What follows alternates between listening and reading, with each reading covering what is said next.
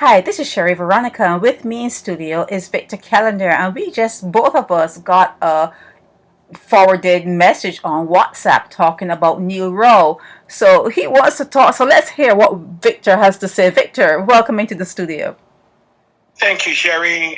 Good afternoon or good evening to all who are listening and your families. I hope everything in Barbados is going well for you. Again, Sherry, I hearken back to many conversations which we've had with reference to politicians and members of the judiciary who have been immersed in all kinds of miscreant behavior without any judicial or legislative reform. Now we have this Neil Rowe situation, and I hope that those that are paying attention are paying attention. It doesn't matter with reference to the public opinion as much as to of course, for him, the legal side of it, the legal ramifications. But it offers a situation which it's not good.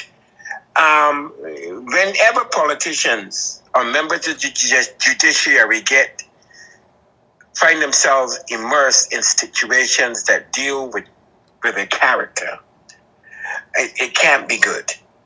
So the fact that this guy has been indicted or will be indicted and still continues to hold a place in Parliament, Sherry Veronica, is not good in the court of public opinion, minimally in the court of public opinion. So what does Victor Calendar mean about this guy? Shouldn't this guy be innocent until proven guilty? In the court of public opinion, he's already been proven guilty because of the position that he has taken to allow himself to be caught up in a situation that he's now caught up in.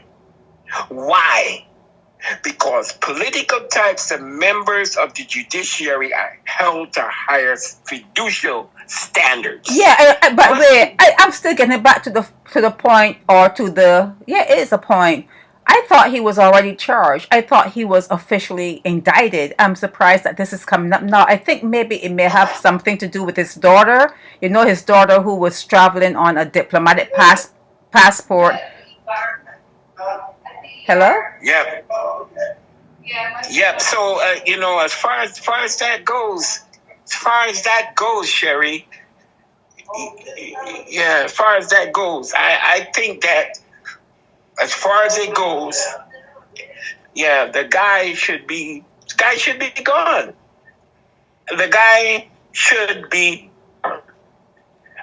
Are you still with me? Yeah, I understand that you are at work, so that's okay. Just hold. Yeah, just another lobby area, so okay. Any background noise. Okay, that's okay. Yeah. Technically, the guy should be. This should be a new issue with reference to this guy. No, you're breaking up. But what I want to say is that I already thought that this process was passed. I already thought he was indicted. He was already asked, from what we heard, Mia already asked him to resign. He didn't resign. It's almost like deja vu when I saw this. So they're saying that his attorneys, Thorne and Lashley, are telling him not to plead. Do not admit to anything. Do not admit to anything. Please. He doesn't have to admit. He's already been proven guilty. When you're in a position of trust, Sherry, you've got to. I read wrong. They're telling him not to resign because he's being pressured to resign.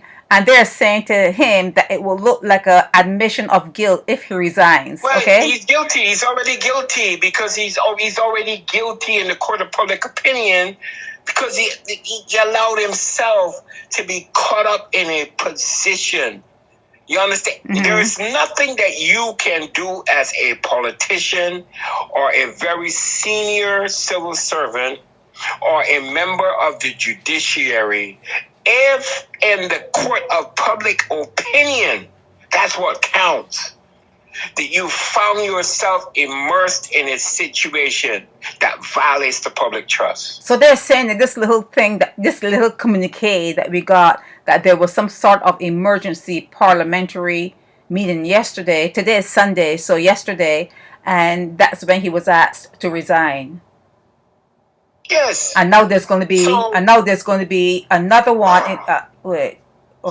This may work. Oh yeah, now there's going to be something going on Thursday.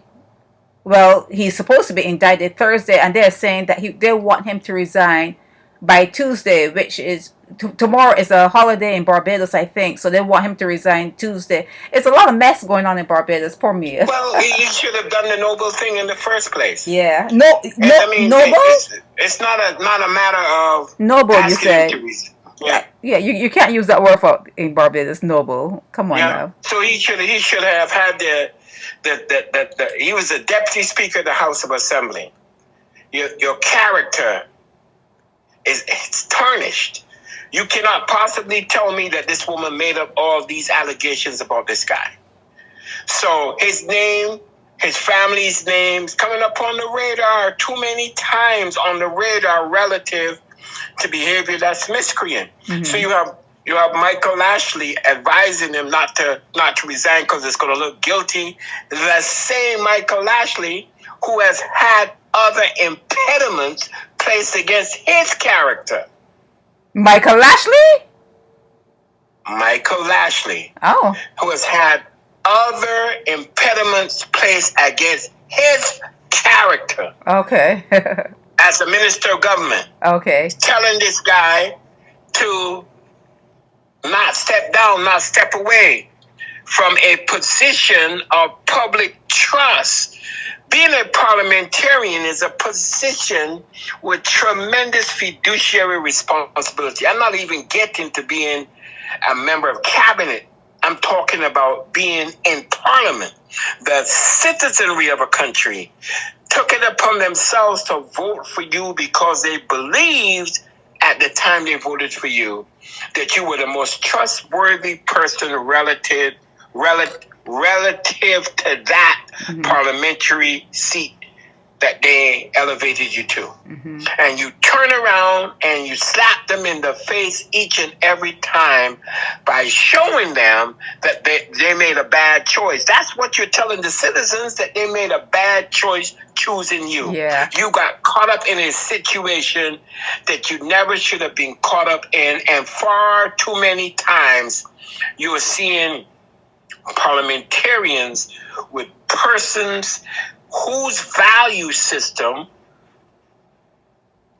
lack the capacity for them to be involved with.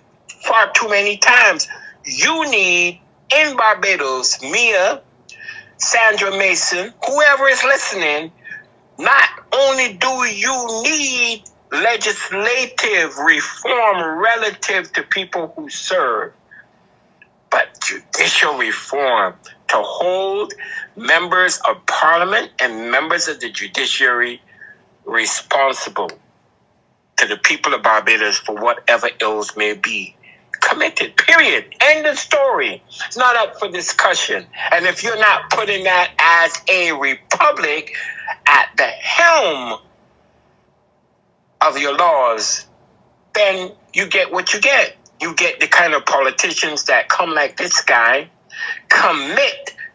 He's guilty in my mind. Period. I don't need to go to court. And I don't need to know anything about the woman that's made the allegations, because you never should have been caught in that situation.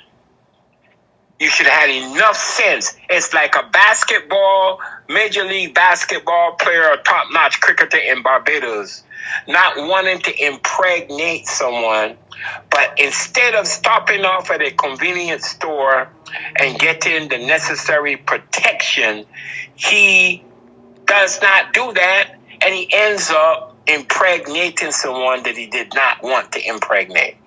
You see the level of irresponsibility right there? Mm-hmm. That's what it is with these political types. The irresponsibility of these political types force upon society because the politicians don't police themselves. They don't. They're incapable of policing themselves up, of making sure that. So you can't leave it to the police constabulary, the politicians, the judiciary to police themselves. Who does that? Who does that? So we need a citizens panel. Doesn't matter your political persuasion, whether you're Democratic Labor Party, Barbados Labor Party, independent, of responsible citizens to have a panel to deal with this miscreant behavior that continues to manifest and force itself upon the landscape of Barbados all the time. That's what you need. And until we are able to move north of that kind of miscreant behavior, until we are able to move north of it, Sherry, mm-hmm. we're going to have these continual conversations all the time. Because we haven't moved north of these political types, of these judicial types misbehaving. Period. Lawyers. I got a call today from someone in England about another thieving lawyer in Barbados. Right? Mm-hmm. Disbar these people. You mean to tell me you send them up to Dodds or wherever and they come out again? Who does that? Nowhere in the world. They allow you to be in a profession when you've proven that you have been derelict of responsibility. Right. You. Where else? Where else? Name the country in the world. You mean come out and you are hailed a hero, treated like yes. you are Donville Innes? Donville Innes is a convicted criminal. Convicted. Not alleged. Convicted. So he should find himself in a place where he is able to atone for what he has done. And then after he has atoned, maybe after atonement, people can say, well, we can see where this guy has made strides. But he's not atoned. He's not atoned at all. Something is wrong in a majority Christian country when you could accept miscreant behavior, even with forgiveness involved.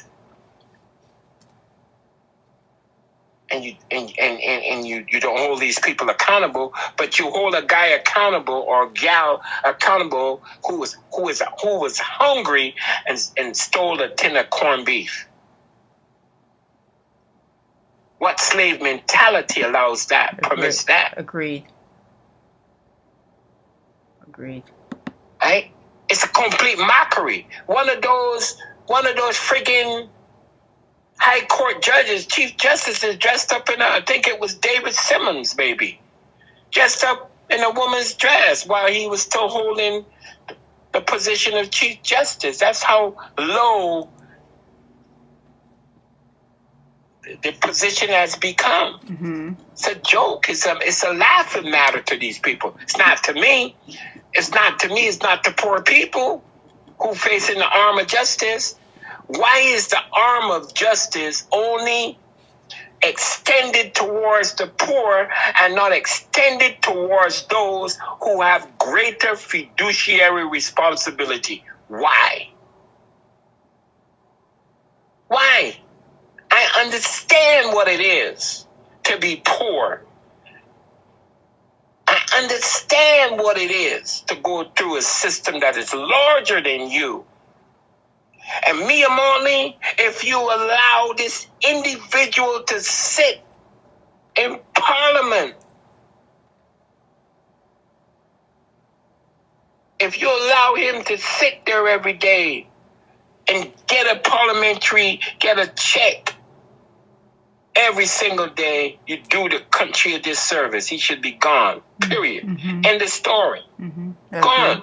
Let him go to the only party that will salvage people like that. The DLP, the Democratic Labour Party. It's the only party that will tolerate that because they accepted back with open arms the likes of Donville Innes. Period. When you ascend to position of being the deputy speaker of the House of Assembly in Barbados, is a venerable position. You should have some kind of decency and moral standing. Fallen too far away from the plate. We've fallen too far away from doing what we perceive or what we were taught to be right. Now, the term right is an abstract thought that proves nothing.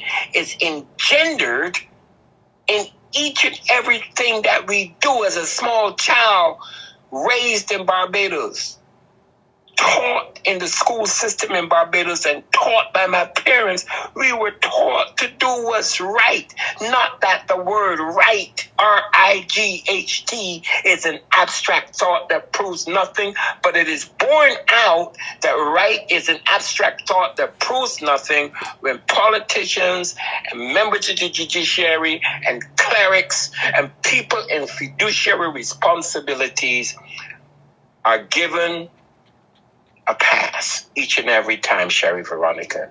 And that is wrong as two left shoes. Wrong as two left shoes. Period.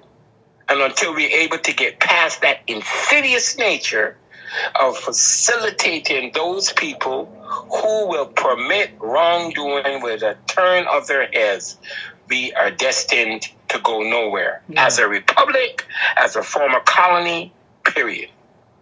And that's what I had to say about that. Alrighty. Well, I want to thank you for calling. Yep, thank you. Okay, this is Sherry Veronica, Naked Departure Radio.